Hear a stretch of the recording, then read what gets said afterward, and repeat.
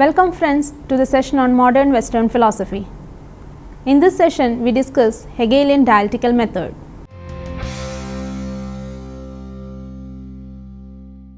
George William Friedrich Hegel. George William Hegel is one of the most influential and systematic philosophers among German idealists. He is well known for his philosophy of history and philosophy of religion. Hegel was in fact greatly prompted into philosophical construction by the speculations of Kant. It is true that he was very much indebted to Aristotle. His was the philosophy of idealism. Kant's doctrine of understanding make the nature directly paved the way for Hegelian idealism. True, Kant meant that the human understanding gives a priority laws to phenomenal nature, but Hegel did away with the distinction of phenomena and noumena. Thus, Kant's teaching was transformed into an idealistic system according to which there is an absolute mind which progressively expresses itself in nature, life and human mind. Kant's teachings have directly and indirectly contributed to the rise of Hegelian idealism through Fichte and Schelling. Hegel was born in Stuttgart, Germany in 1770. He studied theology and philosophy at Tübingen and held private tutorships in Switzerland and Frankfurt from 1794 to 1801. His chief works include the philosophy of mind, the philosophy of right, philosophy of history, phenomenology of mind, lectures on the philosophy of religion, etc. According to Hegel, it is the business of philosophy to know the world of nature and of human experience, to study and comprehend the reason in things, their eternal essence, harmony and law. Things have a meaning. The process in the world is rational. Since reality is at a bottom a rational, a necessary logical process of thoughts or notions, it can be known only by thought. The function of philosophy will be to understand the laws or necessary forms according to which reason operates. In his view, therefore, logic and metaphysics are one and the same, predecessors of Hegel. The focus of the post-Kantian philosophy was chiefly on the following task: how to bring unity or a common basis for the principles of natural science, moral aesthetics and teleology, what to do with the thing in itself, how to justify the ideas of God, freedom and immortality. It seemed desirable to comprehend in the unity of a system the various tendencies of the age, critical idealism, Spinozism, rationalism, the faith philosophy, etc.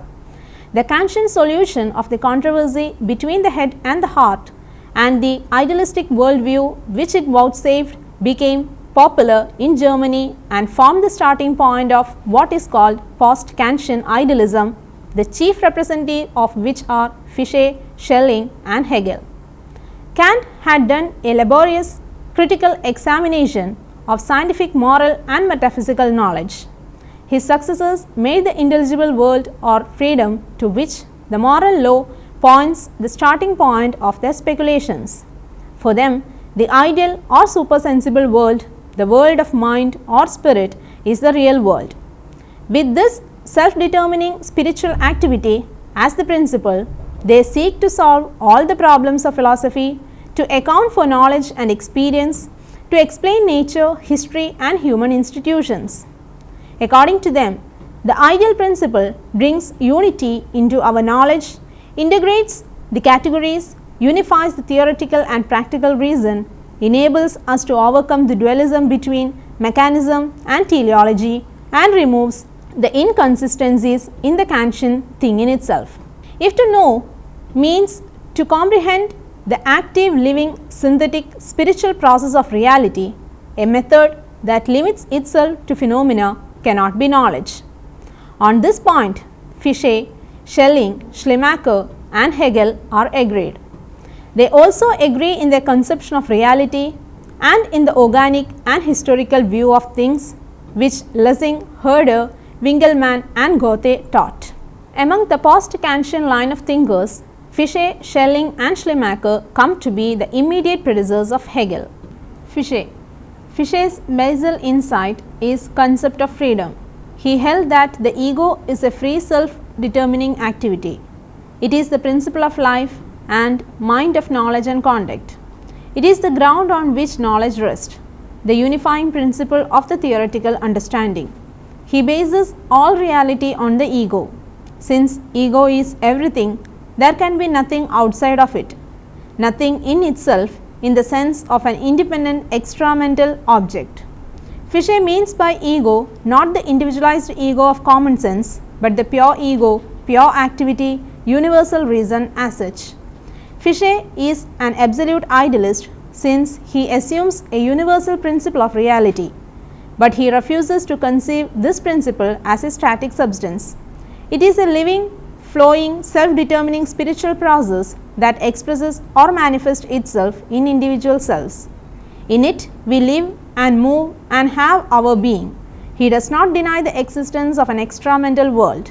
However, his realism is asserted within the framework of absolute idealism.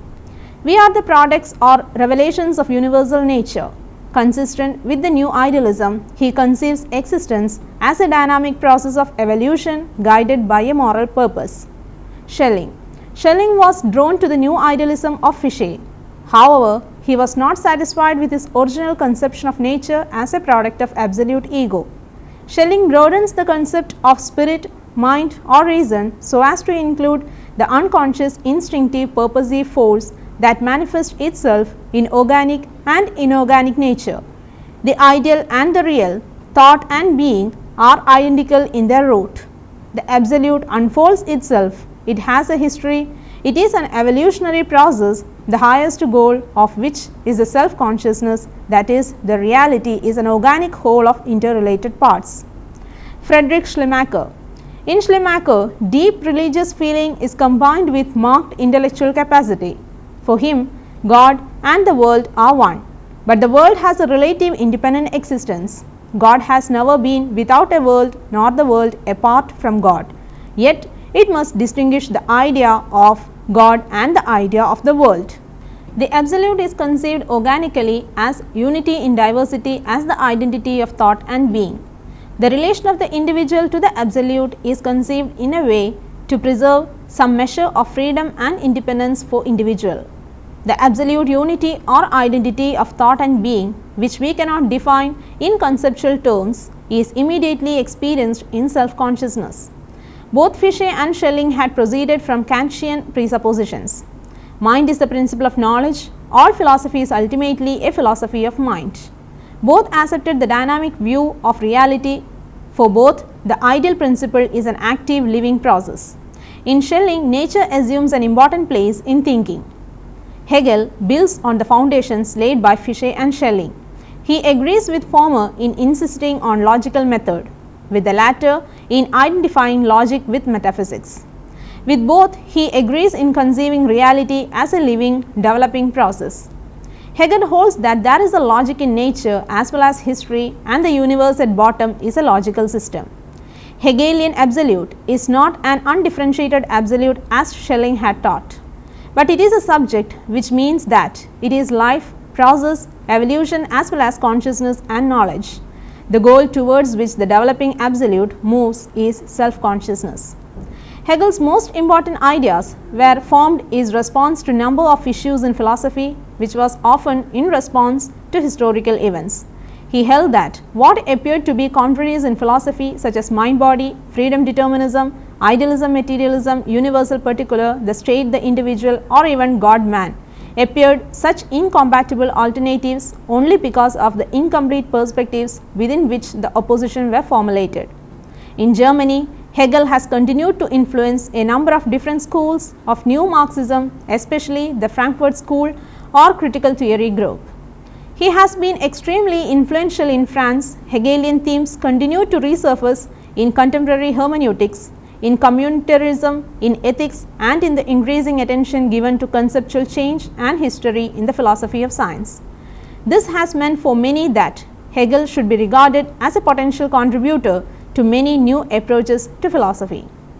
The dialectical method. It may be said that if the task of philosophy is to understand the nature of things, to tell us about the reality, the purpose of things, etc., then its method must be suited to its end. The method should be the course of evolving reason in the world. According to Hegel, we cannot exhaust reality by abstract concepts. Here, we differs from the intuitions of Schelling or the conceptual knowledge of Kant. The reason for this is based on Hegel's metaphysical considerations. For him, reality is a moving dynamic process, a dialectical process which abstract concepts cannot faithfully represent. The limitation of abstract thinking is that it takes the existing things in isolation. The intellect can only distinguish, oppose and relate things.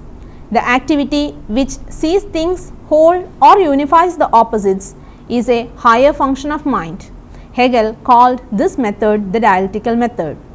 Hegel conceives philosophy as science, by which he meant scientific knowledge. Truth exists for him only as a system, the system of pure reason. This is made possible only by its characteristic method, which it cannot borrow either from positive science or from mathematics.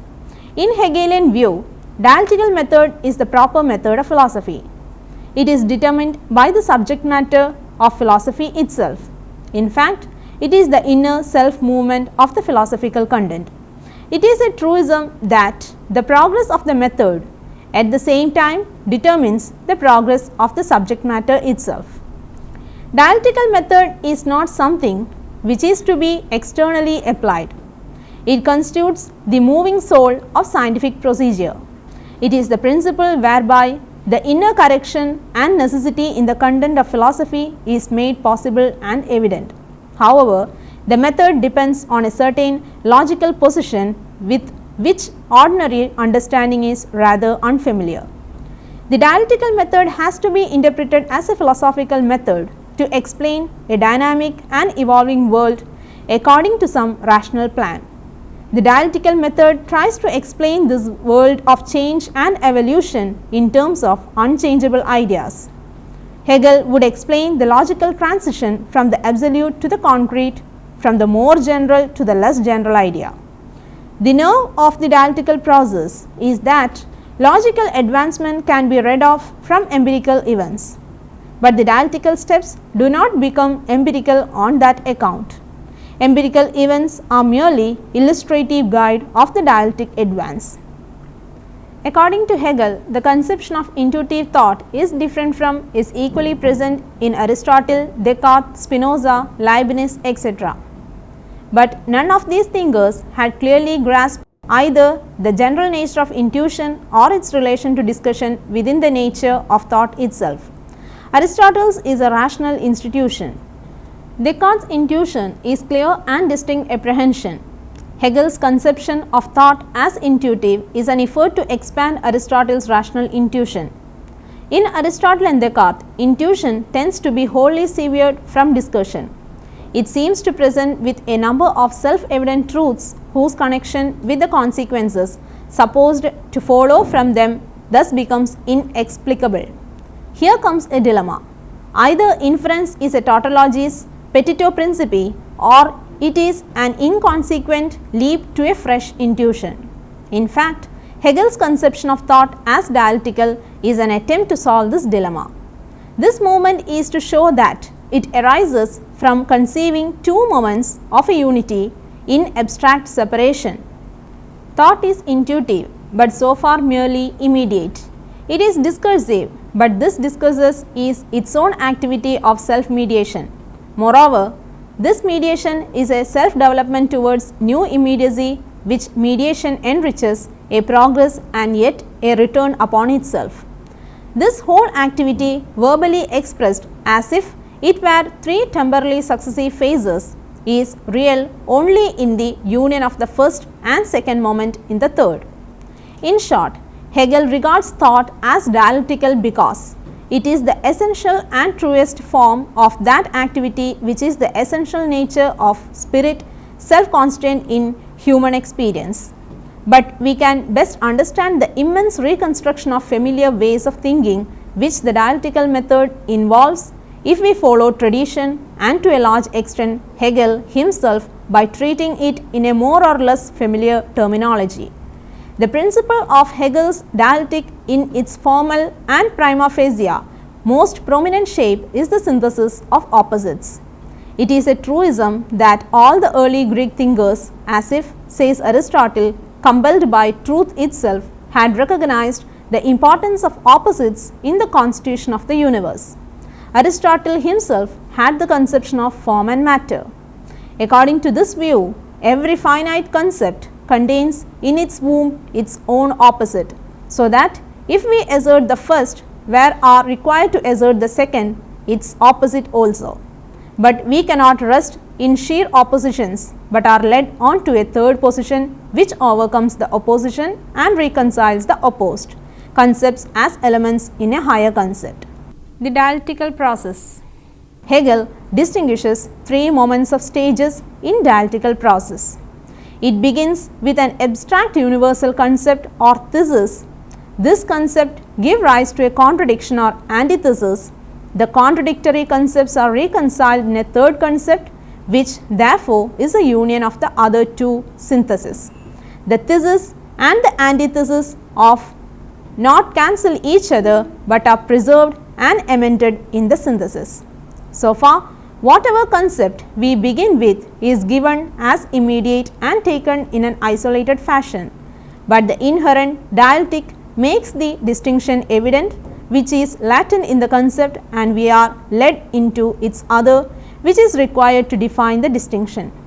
The other or the second concept is thus immediately given. We thus see that the immediate becomes mediate, but immediate is not lost in the mediate. We have to return to the immediate, which now takes the form of mediate immediate, which is the characteristic of genuine thought at every stage. Neither the immediate nor the mediate gives us the truth, and nowhere is either available by itself. Abstract thought is apt to take immediacy and immediacy as opposed and irreconcilable characters. In Hegel's opinion, concrete thought, with which alone philosophy is concerned, presents a fluid aspect and is characterized by both immediacy and immediacy at the same time. We thus find thesis running into antithesis and both appearing as inseparable moments in synthesis, which presents their truth in a more adequate form.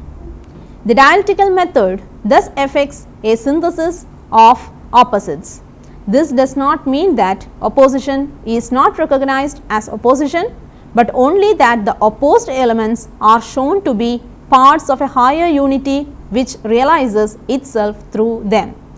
The dialectical method asserts that by a negative judgment we reach a higher concept, which because of the negation is richer than the original one. Hegel says, every negation is a new determination. When an affirmation is met by a negation, we are confronted with a contradiction. This second negation does not merely restore the original position, but gives us the original position as enriched by the double negation. The negative self-relation of the concept is the most important point in the dialectic. The concept goes out of itself and becomes its own other, that is first negation, but it also overcomes the opposition and returns to itself, the second negation. The result of the dialectic movement is the truth, which is self-identical whole, while the earlier moments are all abstract. The first synthesis, though positive, is not fully concrete, and the contradiction of the opposite is not wholly removed. And so, the synthesis in its turn becomes a new thesis, which is opposed by its proper antithesis, and these are again reconciled in a new synthesis which transcends them both and retains the truth which was in them. This triadic dialectical process continues until a fully concrete synthesis is reached, in which contradiction is finally dissolved and which therefore does not lead to any further opposition. The final synthesis is the fully adequate definition of absolute. To understand the dialectic method more clearly, we have to reflect upon the first triad of being, non-being, becoming. The dialectic advance traces logical transitions from the abstract to the concrete.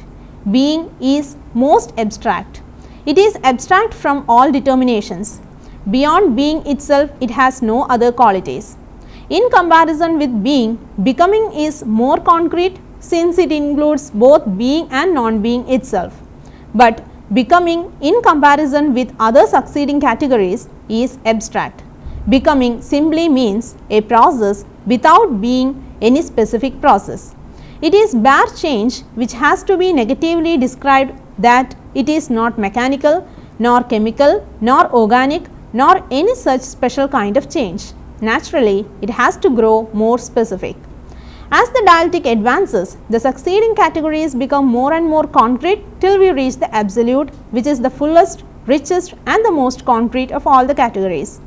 In the last or the highest category, all the previous categories are preserved and nothing is lost. But the reverse is also true. The lower category also contains the higher. With a view to elucidating this paradoxical position, one can say the higher categories contain the lower explicitly, but the lower categories also contain the higher implicitly. Thus, the first category is also the last, and the last contains the first and all other previous categories quite explicitly. What is essential for the science of logic is not so much that a pure immediate is the beginning, but that itself in its totality forms a cycle returning upon itself, wherein the first is also the last and the last first. For example, in a drama, the first scene contains the last scene and the last scene contains the meaning of the first and all other scenes. That the last is also the first category is very important for the Hegelian philosophy. It forms the very nerve of the logical idealism of Hegel. To illustrate the dialectical method with a concrete example, let us go back to the early Greek metaphysics. Parmenides held that being is permanent, Heraclitus that it is constant change, the atomist that it is neither and both, that something is permanent and something changes. However, the new concepts suggest new problems and contradictions which in their turn must be resolved in other concepts. So, the dialectical process which seeks to follow the evolution of reality continues until we reach an ultimate concept notion in which all oppositions are resolved and preserved. But no single concept, not even the highest, represents the whole truth. All concepts are only partial truths. Truth or knowledge is constituted by the entire system of concepts, every one of which has evolved from a basal concept. Truth, like rational reality itself, is a living logical process. The dialectical movement is the logical self-unfolding of thought. Hegel speaks as though thoughts or notions think themselves.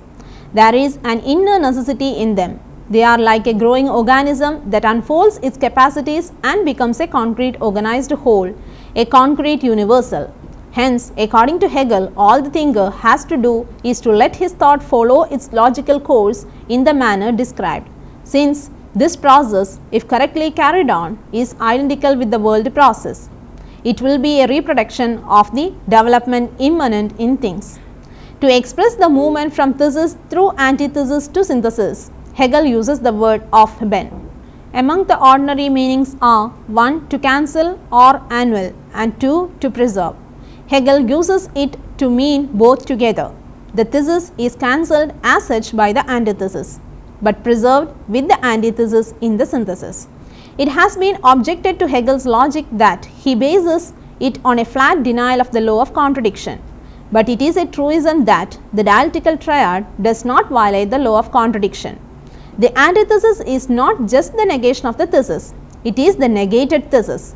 In the dialectical triad, there is no violation of the law because the opposites are not on the same level. The both thesis and antithesis claim to characterize the absolute as a whole. They are not, in fact, competing for the same position. Nothing is lost or gained through dialectical process, but whatever is gained is preserved and enriched. The dialectic moves as it were both forward and backward. At every new stage, we get a new concept, but it is related back to the old. It thus both widens and deepens our knowledge. Karl Marx employed Hegel's dialectical method to generate an internal critique of the theory and practice of capitalism. He wanted to show that under assumptions found in such earlier theorists as Adam Smith, this system must undergo increasingly severe crisis, resulting in the eventual seizure of control of increasingly centralized means of production from the relatively small class of capitalist proprietors by the previously impoverished non-owners in the interest of a thenceforth classless society. Now let us summarize.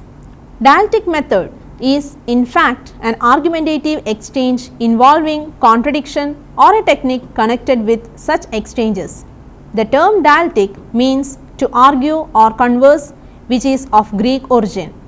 But the Greek thinkers like Aristotle used it in a more or less logical sense, whereas Hegel transformed the notion into a metaphysical one. He explained dialectical method in terms of the historical processes within the development of spirit. Intellectual thinking or abstract thinking cannot see things wholly and it fails to unify the opposites, but it is only the higher function of the mind. Dialectical process which can know reality or truth as a whole. Truth exists only as a system which the method of dialectics can only seek. The dialectical method tries to explain this world of change and evolution. In its simplest form, it is the synthesis of opposites. The method asserts that by a negative judgment, we reach a higher concept. Every negation is a new determination. The opposed or the negated elements are shown to be part of a higher unity which realizes itself through them. Thus, dialectical method helps us to know the truth and also widens our knowledge. There are some assignments for you to work out. Number 1, give an account of the different dimensions of the dialectical method in philosophy. 2, compare and contrast between Hegelian and Marxian dialectics. 3, examine how Hegel improves upon the principle of opposition prevalent in Greek philosophies. 4, examine the pragmatic significance of the statement every negation is a new determination. 5, bring out the salient features of Hegelian logic. I suggest some books for your reference. 1, Coplist and Friedrich S.J., A History of Philosophy, New York Image Books, 1965. 2, Tilly Frank, History of Philosophy, Allahabad, Central Publishing, 1992. 3, Valence William, Prolegomena to the Study of Hegel's Philosophy, Oxford Clarendon Press, 1984. 4, Stephen John Wright, A History of Modern Philosophy, New York, Macmillan, 1964. 5, Mashi Y, A Critical History of Western Philosophy, New Delhi, Motilal, 1994. Hope that you have enjoyed this session. See you next time. Until then, bye.